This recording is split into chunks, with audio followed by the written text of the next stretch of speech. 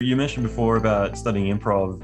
I was wondering how you were able to utilize that later on with writing and just implementing that into some of your creative process. Oh, hugely important. In fact, it's a thing that when I sometimes speak to younger people who are trying to get involved in doing what I do or becoming comedy writers, I often recommend they take an improv class or do something like that. For me, it was huge because it was all about. I was in a school, a group called Gotham City Improv in New York City, and they were the New York offshoot of the Groundlings, which at the time in the late 80s, early 90s was the only game in town in terms of like improv out here in LA. But it was a great training ground because it used improv exercises and games and things to spark your imagination, spark something funny, having something funny come about. But then they would teach us to sort of say, we would do like an improv exercise that would come out of it, a funny line would come out of it or a weird character. And then the teacher would say, okay, great. Now take that character that you came up with in the improv, and I want you to go home and write a scene for that character, or write a monologue for that character. So it was taking spontaneous things and then going home and learning how to then craft it into an actual thing. So that was that, and it taught us sketch writing. You know, it was all geared towards becoming parts of this performing company that we would then put on shows every Saturday night at a club in New York City called the Duplex down in Greenwich Village.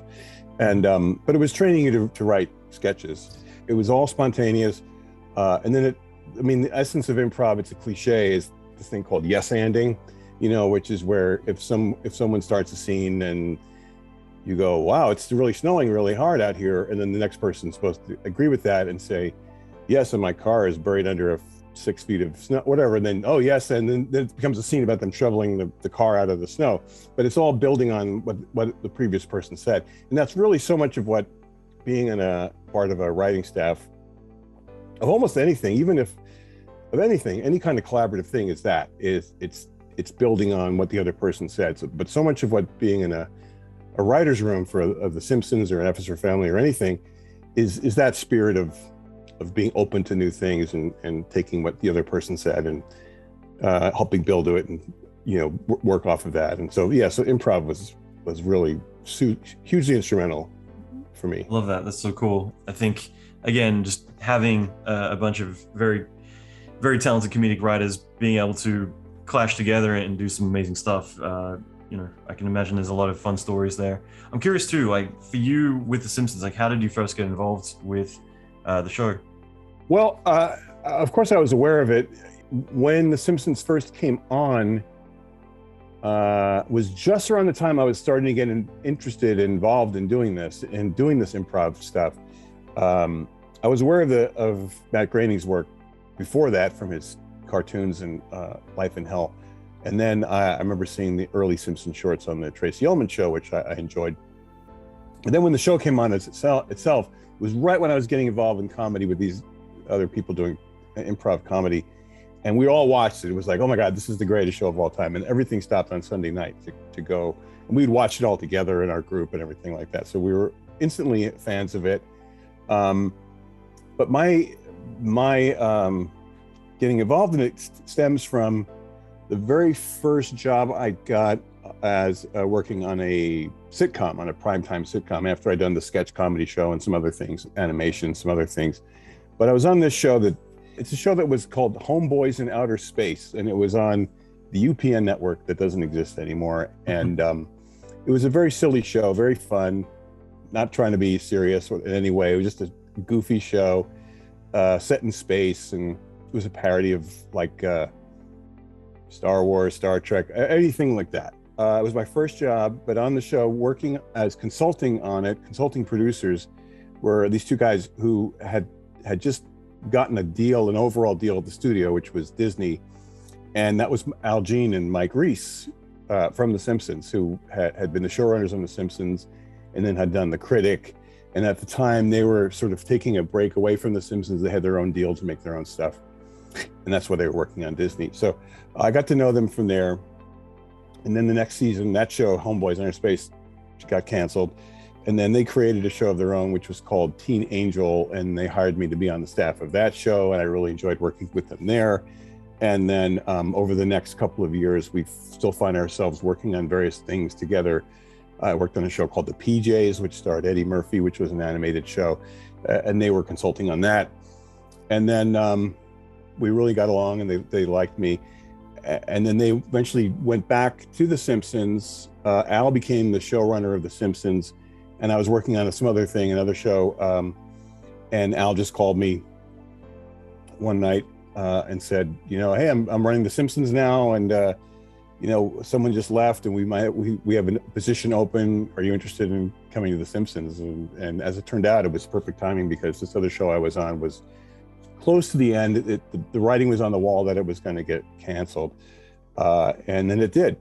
And so then I just happened to be available at the right time, and he hired me. And that was like literally just about 20 years ago. That's so cool. And I got to ask, like, what's it like working on the most iconic piece of American pop culture in history, and of course also the longest animated show in TV history as well? Well, from a purely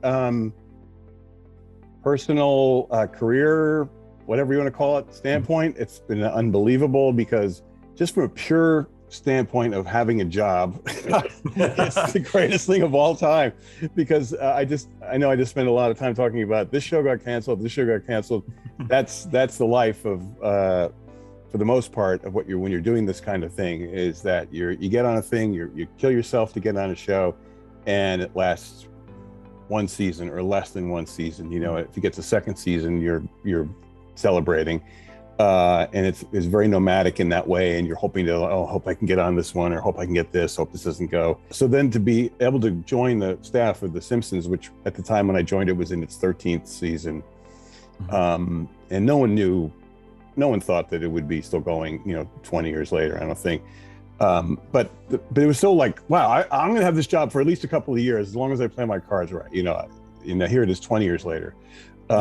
So from that point of view, from a security standpoint, financial security and whatever, it was incredible. But then on top of that, of course, I knew I was stepping into the staff of this show, of one of the greatest comedies, greatest animated show of all time. And I was incredibly daunted by it at first. It helped that I knew Al, and Al knew me, and he was the only other person I knew on the staff. There was one other person I knew, a great guy named Mark Wilmore, who had worked on the PJs with me. So I was very daunted, very, very intimidated by it. And it's such a vast show with so many characters. And my first couple of weeks there was a real learning curve of even learning who some of the characters were. Because I watched the show, but I didn't watch it religiously at the time. Sure, so, you watched it to be entertained and distracted, not to do homework. And then when I knew I was getting ready to start the job, I just watched it every night, of course, getting ready for it. And there were only VHS tapes that existed of it at the time, so I watched whatever I could. But there were still side characters like who I love now, like Gil. Old Gil was a guy I'd never heard of before. So in my first day of working on the show, there was a courtroom scene they were working on, and someone said, I think maybe Gil could be the lawyer. And I just kind of sat there like, I hope they don't ask me who Gil is, because I don't know, it was that kind of thing, so it took a while to sort of figure out all that and learn all the characters and learn how to write all the characters and what's the key to like writing a good Marge joke as opposed to a Homer joke and things like that. So it took me a while to sort of get up to speed, but then it took me about a year or so before I felt like, okay, I'm really here now, and I know what I'm doing. Not to put you on the spot, but what would be the difference between, it's kind of self-explanatory, but the difference between a Marge joke and a Homer joke? Well, Homer is, I think it was John Swartzwelder, perhaps, or George Meyer, two of the great early writers of the show, who described Homer as kind of like a dog, who's very excitable and gets very distracted by things. So he's incredibly easy to write for. Marge was sort of, at the time, was hard for me just to sort of get a hold of her. And one of the jokes I remember, I didn't pitch it, but it was like that she was sort of felt comfortable being marginalized in a way, like sort of like she didn't see a bigger world for her than aside from being a housewife and a mom. That's changed occasionally, where she has an episode where she gets a big job or she runs a company of her own. But for the most part, she sort of happily, in a way, like confined into that kind of like old style idea of what a wife and a mom is. So yeah, it's like Flintstones kind of era. yeah, but there was like a line where I can't remember exactly what it is, but it was where she was she got really dressed up really nice, and she goes, I feel like the wife of an executive. So it's like you're not even an executive herself, but like that kind of thing. That's the kind of Marge humor that I like that. I'm curious too. I think you came in around like 300th episode, and obviously they went to, past 700 at this point. Like, how do you, all of you, keep coming up with fresh ideas? Well, it's different ways. I think, sometimes we look at, are there characters that we haven't quite plunged into? And sometimes those are really fun episodes to do. For instance, we did an episode last season that just aired, I think this season actually, that was about really finding out like a lot about Chief Wiggum's wife, Sarah Wiggum. That was really fun, where Marge ended up having an episode with her where we found out that she had this entire backstory, that she had been part of this crew of like female heist people and everything, and it was fun. And then because she'd largely just been like a one-note character, so sometimes it's that it might be a combination of characters that haven't done much before together with each other, but then also I'd say too, which is that part of the great work of the show, I think, is responding to what's going on in the world. And so we'll do episodes that are taking on a Simpsons style take on something that's happening in contemporary culture in the world right now, political or social or something like that. So we have some episodes coming up that deal with Bart getting involved in kind of like a sneaker design thing, things like that. There was a great episode that was on recently about Marge and Mr. Burns both sort of adopting this football player who's kind of like a Baker Mayfield kind of football player. And so it's sort of like taking things that are out there in the culture and finding a fun spin on it. It's not easy, that's for sure. I mean, we're still we don't want to just do the exact same thing every time. We're always looking for some new way to do it.